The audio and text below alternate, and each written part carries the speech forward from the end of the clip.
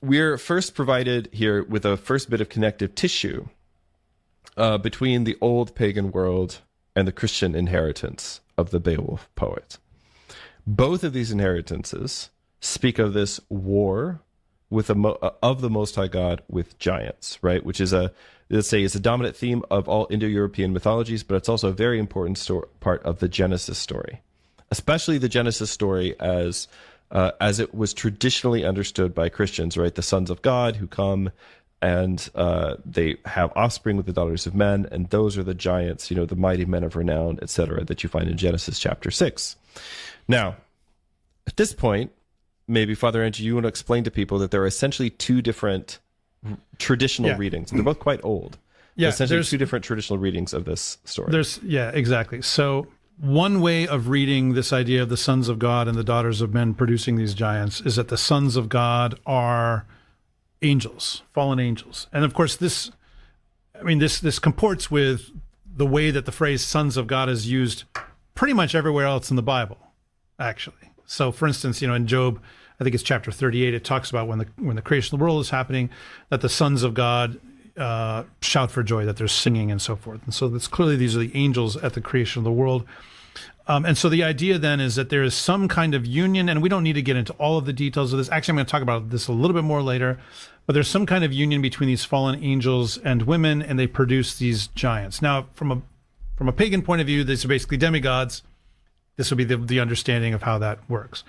And this is represented in Second Temple Jewish literature. It's represented especially in the church fathers of the earliest centuries of the church.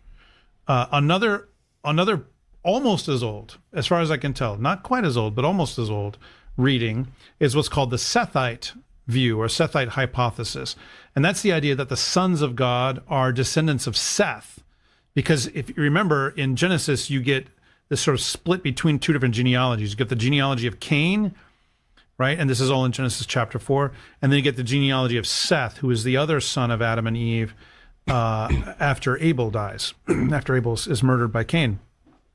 And so then sons of God, then this phrase would represent, this sort of righteous set of humans, some of them then intermarrying with daughters of Cain, so to speak, right. Not necessarily literal daughters, but his descendants, and that produces then these Nephilim is the word that's actually used in the Hebrew Bible, although it's actually not a Hebrew word.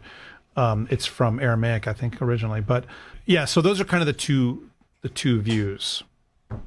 Yeah, so I could talk about that for hours and hours, but I'm just trying to summarize it. There is another podcast people can check out. There's another podcast. If they're curious. The Lord of Spirits episode in the Land of Giants, which is like 8 hours long or something. Something like that.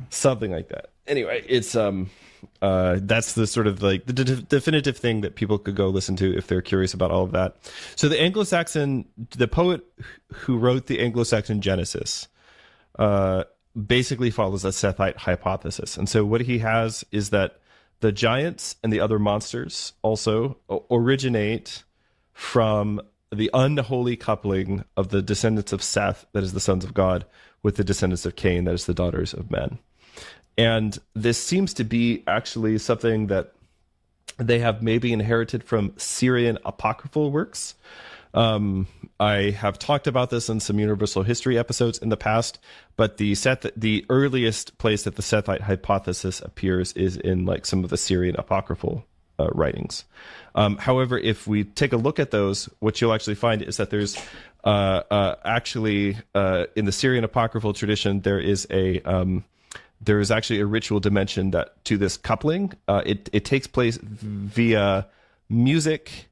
And specifically certain kinds of music produced by certain kinds of musical instruments, and then also cosmetics and also seductive arts. These three things, which all go together, which are taught to the daughters of Cain by the demons. And so it's actually not just that it's just like a normal human coupling. Even in the Sethite hypothesis in the Syrian tradition, it's still there's a ritual component, and a demon is involved in some way, which has always led me to feel like probably the two different versions are much closer than people realize in the modern world. Yeah.